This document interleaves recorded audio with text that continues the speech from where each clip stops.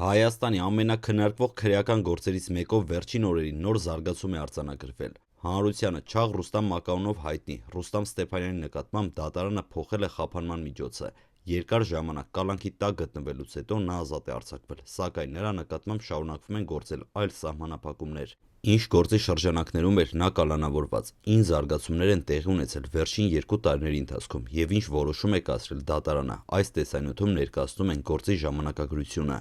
Ռուստամ Ստեփանյանի անունը տարիներ շարունակ հայտնվել է հայկական մամուլի հրապարակումներում։ Նա հանրության շրջանում առավել հայտնի է Չաղ Ռուստամ մակարոնով։ Վերջին տարիներին նրա անունը կրկին հայտնվեց լրատվամիջոցների ուշադրության կենտրոնում աղմկարույց քրեական գործի պատճառով։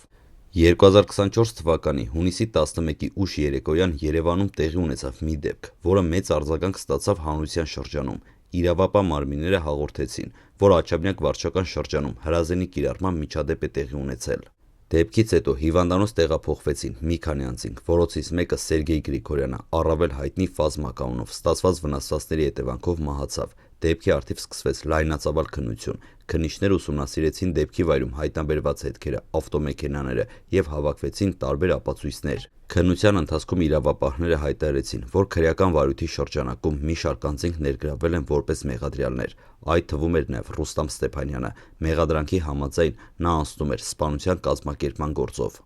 Իրավապահ մարմինները դատարանին ներկայացրին միջնորդություն նրա կալանավորելու վերաբերյալ, որը բավարարվեց։ Արդյունքում Ռուստամ Ստեփանյանը տեղափոխվեց կալանքի վայր։ Միևնույն ժամանակ նրա պաշտպանները պնդում էին, որ առաջադրված մեղադրանքը հիմնավորված չէ եւ պահանջում էին փոխել խափանման միջոցը։ Հաջորդ ամիսների ընթացքում գործը շարունակեց մնալ հանրության ուշադրության կենտրոնում։ Տարբեր դատական նիստերի ընթացքում քննարկվեցին մեղադրանքի եւ պաշտպանության ներկայացված փաստարկները։ Մեղադրող կողմը պնդում էր, որ կալանքը պետք է պահպանվի, մինչդեռ պաշտպանական կողմը հակառակ դիրքորոշում ուներ։ Այս ընթացքում մամուլում պարբերաբար հրապարակվում են տեղեկություններ գործի ընթացքի, դատական նիստերի եւ կողմերի հայտարարությունների մասին։ Վերջին զարգացումների համաձայն դատարանը որոշել է փոխել Ռուստամ Ստեփանյանի նկատմամբ կիրառված խափանման միջոցը։ Կալանքի փոխարեն կիրառվել են տնային կալանք, գրավ, բացակայելու արգելք։ Սա չի նշանակում, որ գործը ավարտվել է կամ դատարանը վերջնական գնահատական է տվել մեղադրանքին։ Դա նշանակում է միայն, որ դատարանը տվյալ փուլում անհրաժեշտ չի համարել շարունակել կալանքը նախկին ձևով։